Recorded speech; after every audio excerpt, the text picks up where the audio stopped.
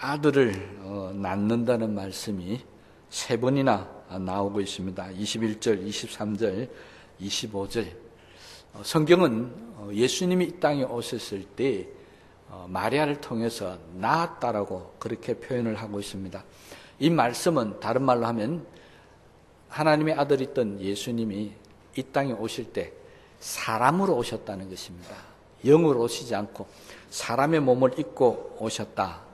그렇게 우리에게 세 번이나 강조하고 있습니다. 그러면 왜 예수님께서 이 땅에 오실 때 사람으로 오셨을까요? 영으로 오셔도 되잖아요. 성령도 오시고 모세 때는 불로도 시내산에 하나님이 임재하셨는데 왜 하필이면 사람으로 오셨을까? 그 이유를 마태는 23절 말씀에 이렇게 이야기하고 있습니다. 보라, 처녀가 잉태하여 아들을 낳을 것이요 그의 이름은 임마누엘이라 하리라 하셨으니 이를 번역한즉 하나님이 우리와 함께 계시다 함이라. 인간의 몸을 입고 오신 이유가 우리와 인간으로서 함께 지내기 위해서 그렇게 오셨다는 것입니다. 물론 3년 반이라는 짧은 기간 동안 우리와 함께 계셨지만 분명한 것은 예수님이 이 땅에 오셔서 우리와 함께 육신을 입고 우리와 함께 먹고 우리 함께 지내면서 함께 살았다는 것입니다. 세상에 많은 종교들이 있지만은 그들이 섬기는 신이 사람의 몸을 입고 이 땅에 와가지고 우리 인간들과 함께 먹고 마시고 지낸 그런 예는 어떤 종교에도 없습니다. 오직 예수님만이 인간의 몸을 입고 이 땅에 오셔서 우리와 함께 해주셨다는 것입니다. 여러분, 함께 한다는 의미는요, 성경은 이렇게 해석합니다. 우리의 기쁨과 행복과 즐거움만 함께 하는 것이 아니라 우리의 고통과 고난과 아픔도 함께 하시고 우리의 모든 삶 속에서 우리가 경험하고 살아가는 인간의 삶을 주님이 함께 해주시겠다는 것입니다. 그것이 바로 주님의 또 다른 이름이었던 임마누엘이십니다. 그러니까 우리가 신앙생활하면서 하나님의 은혜를 받고 하나님의 사랑 가운데 살아가는 사람들은 항상 마음속에 주님이 나와 함께 하신다는 그런 마음을 갖고 살게 되어져 있다는 것입니다. 그러니까 내가 지금 믿음 속에 살고 있느냐 없느냐는 것은 다른 거 할 필요 없습니다. 내가 지금 마음에 하나님이 나와 함께 하신다. 이 마음을 갖고 있느냐 없느냐 하나만 보더라도 우리 지금 믿음으로 살고 있는지 아니면 믿음을 떠나 있는지를 충분히 알 수 있다는 것입니다. 그래서 우리는 어렵고 힘든 일이 생길 때마다 이렇게 기도하죠. 하나님, 나와 함께 하여 주시옵소서. 고통과 어려움 가운데 있을 때마다 우리는 습관적으로 그렇게 기도합니다. 하나님, 나와 함께 해달라고요. 왜? 함께 하심을 통해서 위로를 받고 편안을 얻고 때로는 문제도 해결받고 하기 때문에 그래서 함께 해달라고 기도하는데 오늘 천사가 전해줬던 이 말씀에 의하면 그 기도는 잘못되었다는 것입니다. 여러분, 왜 하나님이 나와 함께 해달라는 기도가 잘못되었습니까? 성경은 이미 하나님이 우리와 함께 하신다고 말씀하고 있습니다. 예수님의 이름도 임마누엘, 우리와 함께 하신다는 것이고요. 성령도 마찬가지고요. 하나님도 마찬가지입니다. 이미 성경은 하나님이 우리와 함께 하시겠답니다. 주님은 이 세상을 떠나면서 이 세상 끝날까지 너희와 항상 함께 있으리라고 약속하셨습니다. 그런데 하나님 나와 함께 해달라고 기도한다면 아직도 하나님이 나와 함께 하는 것을 체험하지 못한 사람이라는 것입니다. 아직도 하나님이 나와 함께 한다는 것을 믿지 못하고 있는 사람입니다. 그러니 우리는 이제는 기도를 바꾸셔야 합니다. 어떻게 바꿔야 한 줄 아십니까? 어렵고 힘든 일이 생길 때마다 하나님 나와 함께 하심을 감사합니다. 오늘도 하나님께서 나와 함께 하셔서 이 고난을 이기게 하실 줄로 믿습니다.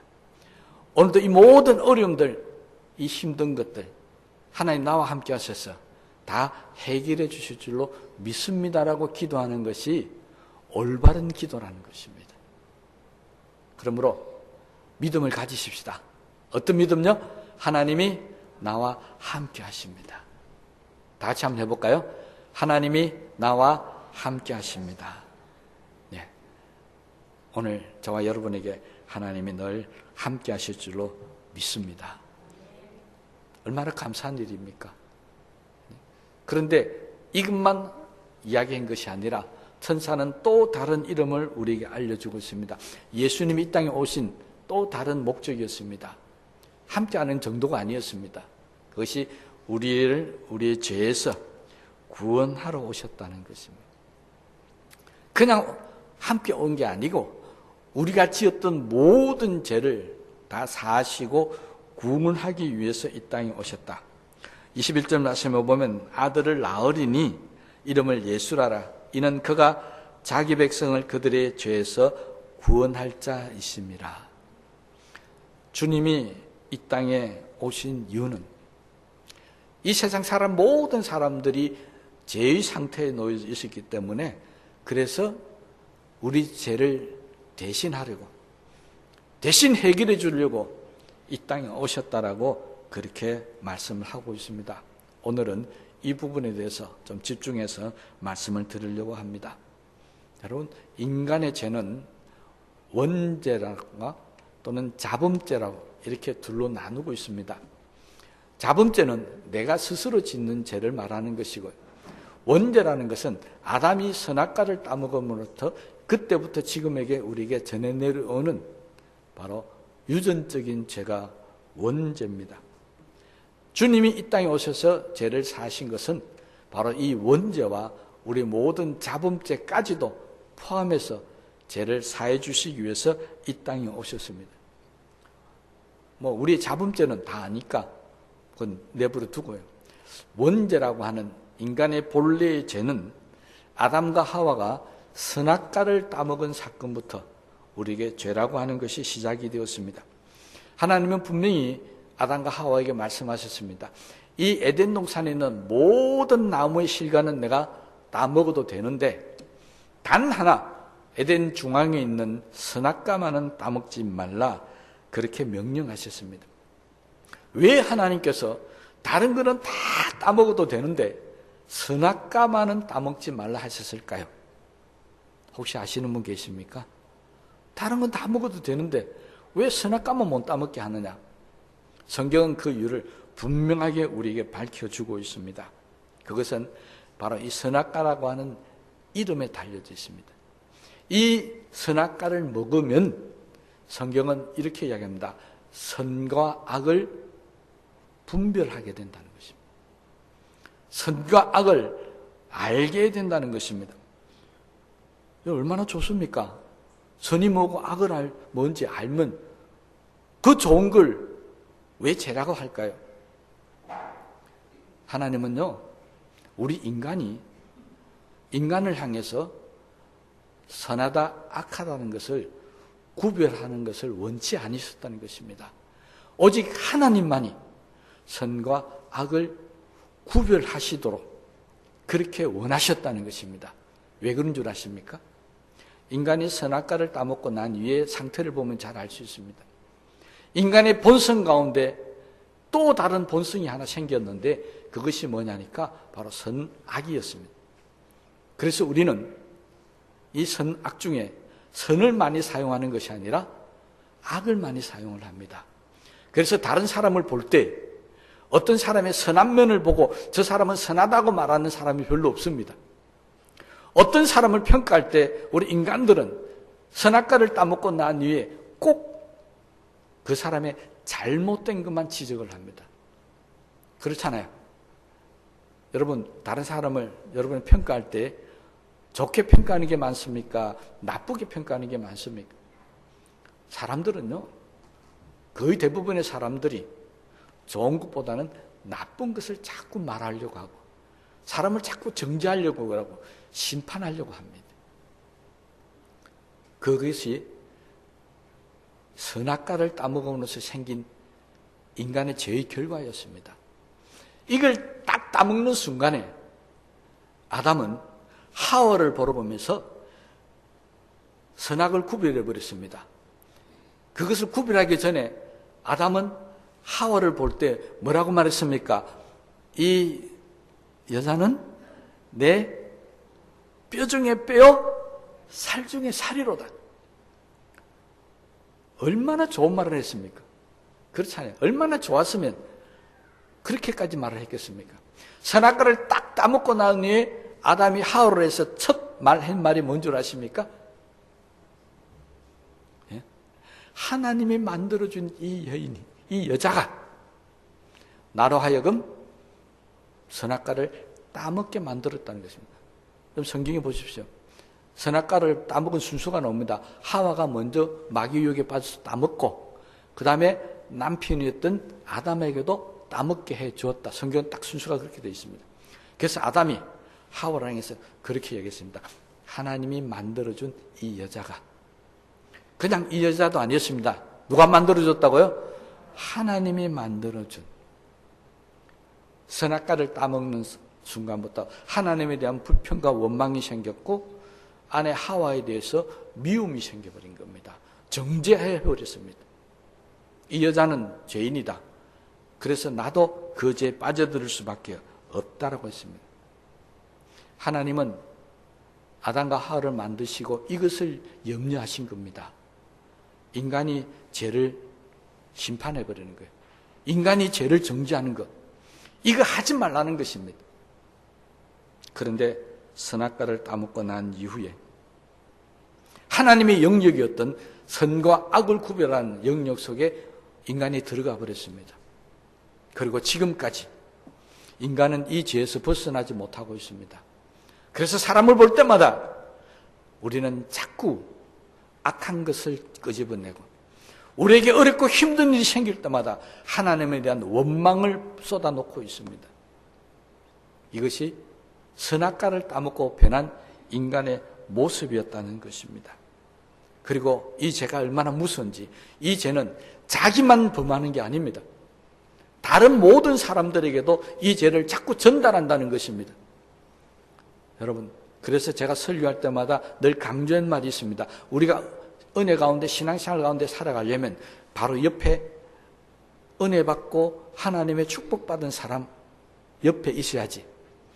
불평하고 원망하고 죄 있는 사람 옆에 있으면 안 된다고 했습니다. 그게 죄의 전념성입니다.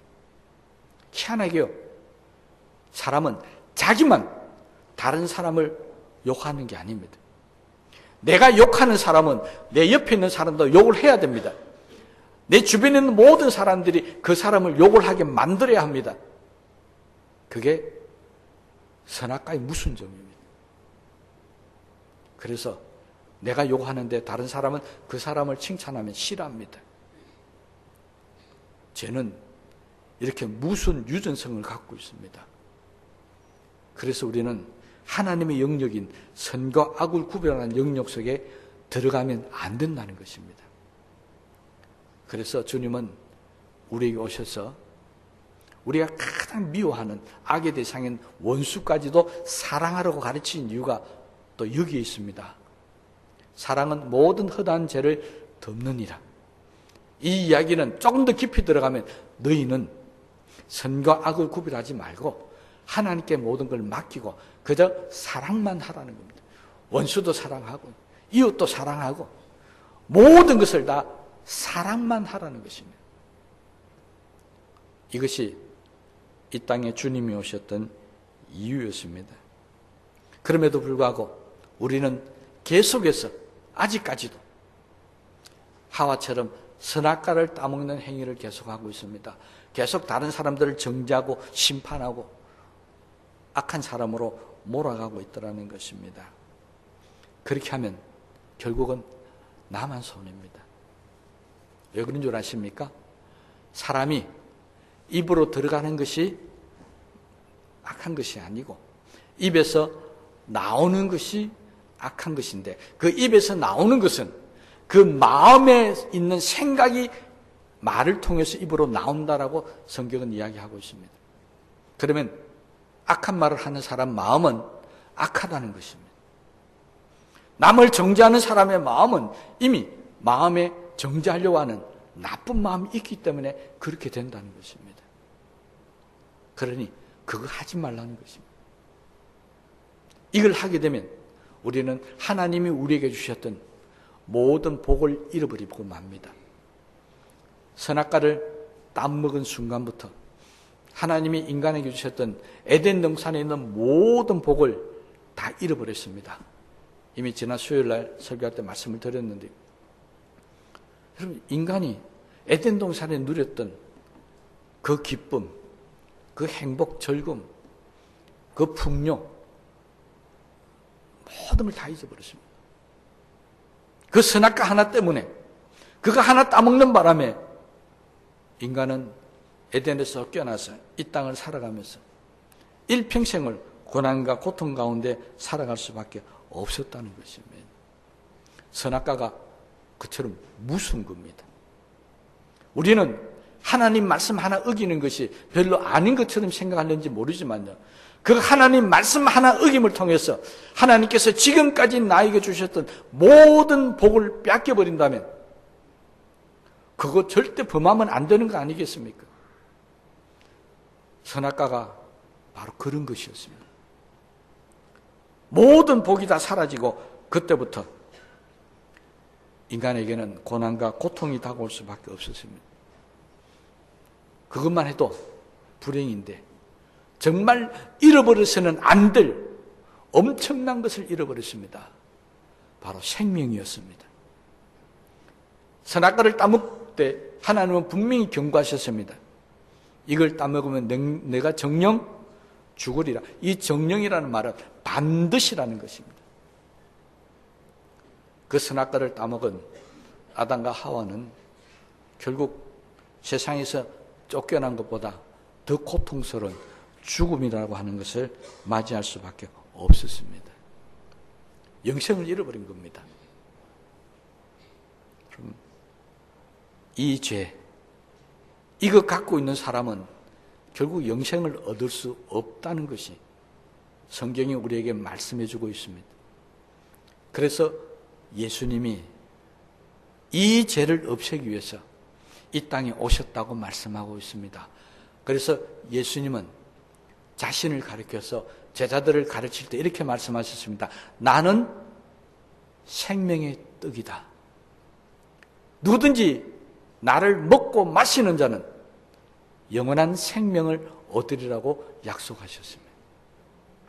예수님은 에덴 동산에서 생명을 잃어버렸던 인간에게 다시 생명을 주시기 위해서 오셨는데 그것은 육신의 생명이 아니잖아요. 영원히 살 수 있는 영생을 주시기 위해서 이 땅에 오셨다는 것입니다. 예수님이 이 땅에 왜 오셨다고요? 영생을 주시기 위해서요. 그래서 이 땅에 오셔서 죄값을 치르기 위해서 십자가에서 죽으신 것입니다. 그래서 기쁜 겁니다. 우리 모든 죄를 다 씻음받았다. 성탄의 기쁨이 무슨 기쁨이라고요? 내 모든 죄를 다 용서받았다는 기쁨이고요. 나에게는 이제 영생이 주어진다라고 하는 기쁨이 바로 성탄의 기쁨입니다. 예수님은 우리에게 영생을 주시기 위해서 오셨습니다. 이 땅에 그 어떤 누구도 우리에게 영생을 주실 수는 없습니다. 세상의 모든 사람들은, 특히 악한 사람들은 생명을 앗아가려고 합니다. 죽이려고 그럽니다. 예수님이 태어나셨을 때 당시에 최고의 권력을 잡고 있던 헤롯 왕은 예수님을 죽이려고 했었습니다. 예수님이 이 땅에 영생에 주는 것을 헤롯은 방해하려고 했다는 것은 막으려고 했다는 것입니다. 그 방법이 뭔 줄 아십니까? 마태복음 2장 16절 말씀에 이렇게 이야기하고 있습니다. 이에 헤롯이 박사들에게 속은 줄 알고 심히 노하여 사람을 보내어 베들레헴과 그 모든 지경 안에 있는 산의 아이를 박사들에게 자세히 알아본 그때를 기준하여 2살부터 그 아래로 다 죽이니. 헤롯은 예수님이 이 땅에 인간들에게 생명을 주신 그것을 방해하기 위해서 2살 아래에 있는 모든 어린아이들을 다 죽여버렸다는 것입니다. 아이들이 무슨 죄가 있습니까? 세상의 권력자들은 자기의 권력을 유지하기 위해서 아이들까지 죽이는 것을 스스럼없이 행합니다. 생명을 아주 무시해버리더라는 겁니다. 그런데 성경은, 하나님은, 우리 주님은 한 생명을 천하보다도 더 귀하게 여겼다고 말씀하고 있습니다. 심지어는 동물의 생명까지도 귀하게 여겨서 안식일에 내가 기르는 양이나 소가 물에 빠지면 어떻게 하라고요? 가서 건져내는 것이 맞다라고 했습니다. 그 율법 어기는 게 아니라고 그랬습니다. 하나님은 우리에게 생명을 주신 분이기 때문에 생명이 얼마나 귀한 것을 알고 생명을 보존하게 하려고 그러고 우리에게 영생을 주시려고 하십니다. 그런데 어리석은 인간들은 생명을 아주 천히 여깁니다. 아무것도 아닌 것처럼 여깁니다. 그래서 수많은 사람들을 죽이고 죽였습니다. 우리 예수 믿는 사람들은 생명을 귀하게 여기는 사람이 되어져야 합니다. 다른 사람 생명도 귀하게 여겨야 되고요. 내 생명도 귀하게 여겨야 합니다. 그래서 예수 믿는 사람들은 자기 생명을 자기 스스로 끊는 그런 행위를 죄라고 가르치고 있습니다. 생명은 귀한 것입니다.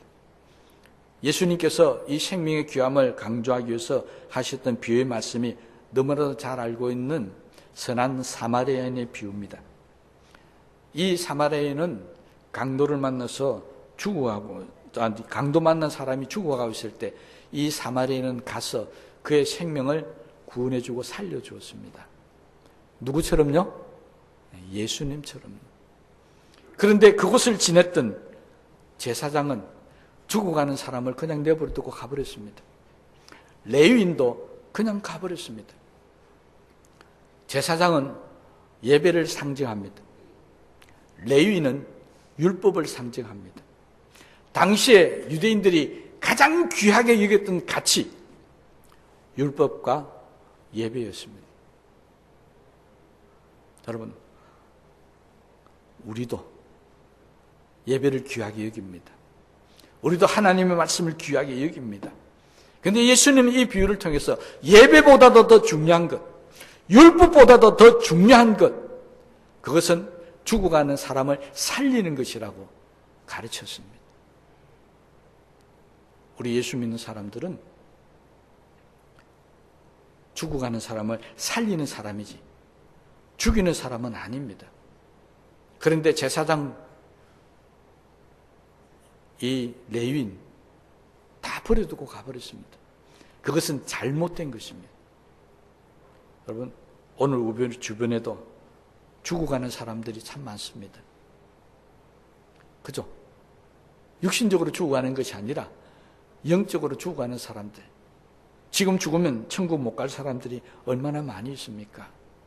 그런데 우리는 하나님 앞에 나와서 예배도 잘 드리고 말씀대로 잘 지켜 행하고 하나님 나라를 위해서 열심히 충성하고 헌신하고 살아가고 있지만 레위인이나 제사장처럼 우리 곁에서 죽어가는 사람은 쳐다보지도 않고 무시해버리고 있습니다.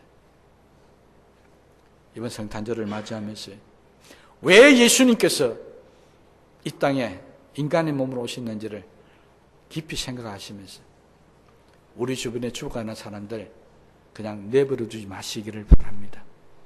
그런데 저는 이 비유의 말씀을 볼 때마다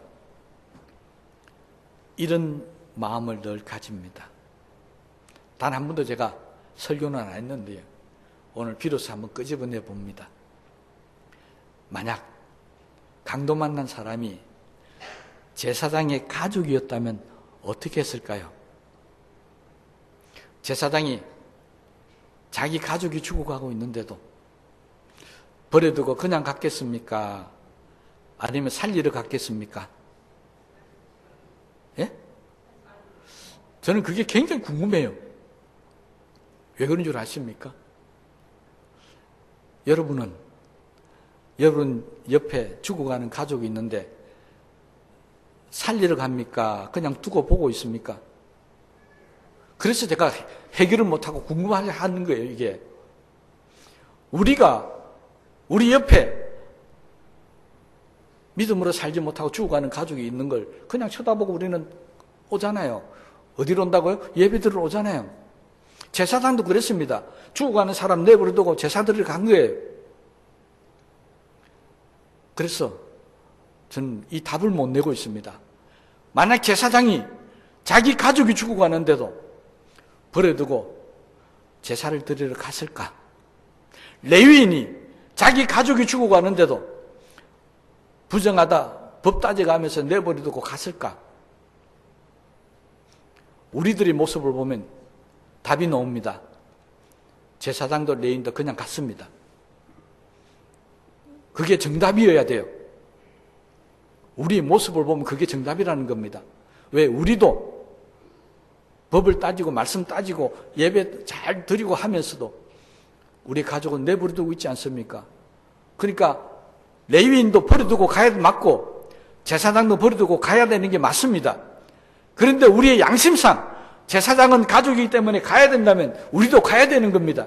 레위인이 가야 된다면 우리도 가야 되는 겁니다. 저는 목사로서 아직 목회를 40년 하고 있지만 이 질문에 답을 못 내리고 있습니다. 희망은 있습니다. 소망은 있습니다. 바람은 있습니다.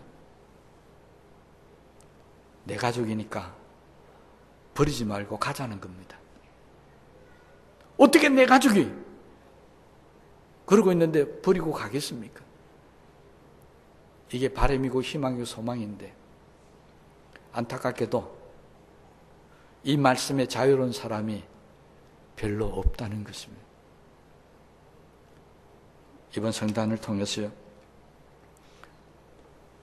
하나님의 사랑을 다시 한번 생각하시고 왜 주님이 이 땅에 오셨는가를 다시 한번 생각하시면서 우리 주변에 죽어가는 사람, 내 가족이 아니라고 팽개치지 마십시다. 저는 인간이 본능을 갖고 있다면 제사장이 자기 가족이라면 돌아갔을 거라고 믿고 싶습니다.